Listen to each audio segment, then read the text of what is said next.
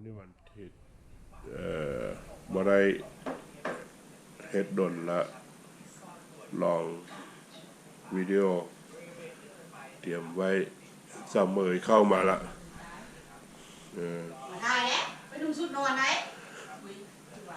หัวเอาแม่เลยเป๋าเดี๋ยวนี้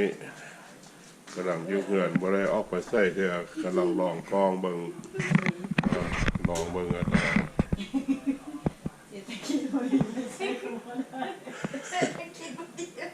เรียกก่อนได้มาโดมาใหม่ได้มาโดมาใหม่เอ้าผมว่าไงลองหน้ามาโดใหม่ด้าอันนี้จะเป็นนางเอกนะ YouTube ซองต้นนางเอก YouTube ซองต้นพาเที่ยวพากินปีนี้แหละจะออกลาพอได้เฮ็ดมาหลายปีแล้วปีนี้7 คืนอันนี้เป็นนางเอกประจำซองนะเบื้องหน้าเบื้องตาไว้ใครเห็นอยู่ใช่กันทักทาย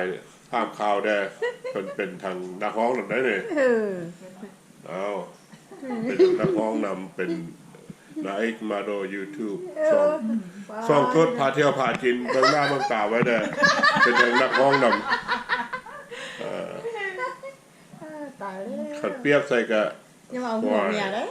นักร้องตามกับโอ้ยมันก็รุ่นป้าอีพอมึงตายพอเจอหน้ามึงวันนี้โอ้กยาบาทมันได้เป็นบาทเลยดิให้ลดน้ำหนักก่อนถัดว่าเรื่องเพลงทุ่งคือเพลงใต้ใช่มันผู้นี้รอดดีไว้เพื่อให้ตาไว้ผู้นี้รอดแหละงานได้ติดต่อเข้ามาก็ได้นะ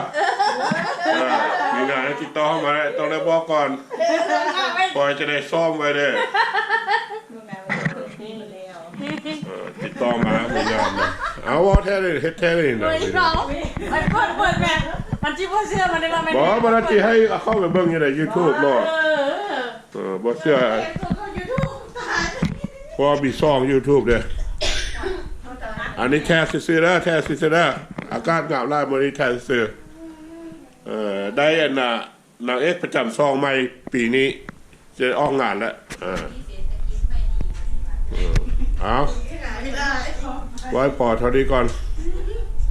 เอาพอกันคลิปหน้าคลิปต่อ